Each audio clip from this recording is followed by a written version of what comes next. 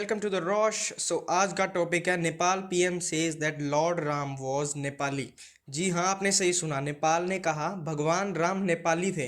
It's very shocking and what's the story, let's discuss. तो नेपाल और India के relations दिन बर दिन खराब होते जा रहे हैं और नेपाल के पीएम केपी ओली ने ये स्टेटमेंट दी जिसमें उन्होंने कहा कि भगवान राम नेपाल के थे और वहीं पैदा हुए थे। तो अगर हम बात करें कई हज़ार साल पहले की, तो ये मान्यता रही है कि भगवान राम का जन्म यूपी के अयोध्या में हुआ था। लेकिन नेपाल के पीएम केपी ओली ने इस बात से इनकार किया और कहा ये जो यूपी का अयोध्या है ये असली नहीं है, रामायण की अयोध्या नहीं है। और असली अयोध्या जो रामायण की थी वो नेपाल में थी और सीता और राम दोनों नेपाल के थे। तो रिसेंटली नेपाल ने इंडिया पर काफ़ी क्लेम लगाए और जाहिर सी बात है नेपाल ऐसा इसीलिए कर रहा है ताकि इंडिया और नेपाल के लोगों के रिलेशंस ख़राब हो जाएं।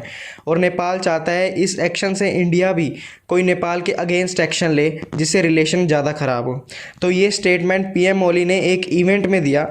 नेपाल के एक जाने माने पोएट भानुभक्त आचार्य, जिन्होंने वाल्मीकि रामायण को नेपाली में ट्रांसलेट किया था, उनका 206वां बर्थडे एनिवर्सरी सेलिब्रेट कर रहे थे।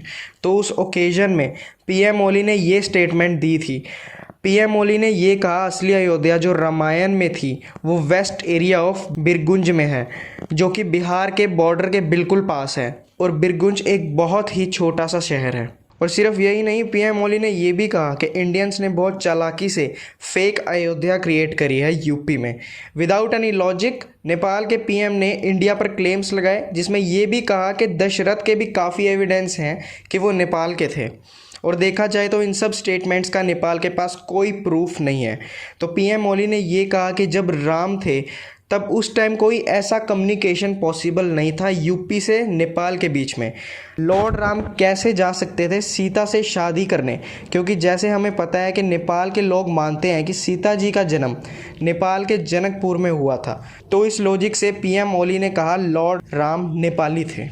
तो अगर हम बात करें जनकपुर की, तो वो भी बिरगुंज के पास ही है। और जैसे कि सभी को पता है कि पूरी रामायण में राम जी श्रीलंका तक गए थे। तो पीएम ओली की इस बात में कोई लॉजिक नहीं है कि उस टाइम यूपी से जनकपुर का कम्युनिकेशन पॉसिबल नहीं था।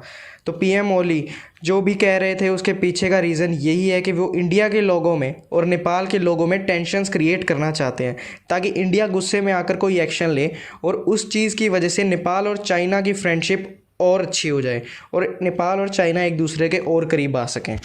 तो नेपाल के ये क्लेम्स एक और चीज़ को भी टारगेट कर रहे हैं और वो है रामायण सर्किट। 2018 में हमारे पीएम मोदी नेपाल के जनकपुर में गए थे और पीएम मोदी ने बस सर्विस स्टार्ट करी बिटवीन इंडिया एंड नेपाल।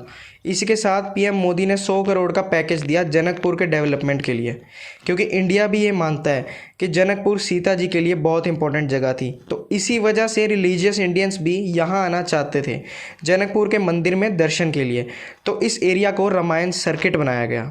तो इन सब क्लेम से नेपाल चाहता है कि इंडिया का गुस्सा बाहर आए, लेकिन इंडिया ने अभी तक इन सब बातों को इग्नोर ही करा है, जो कि बहुत अच्छी बात है।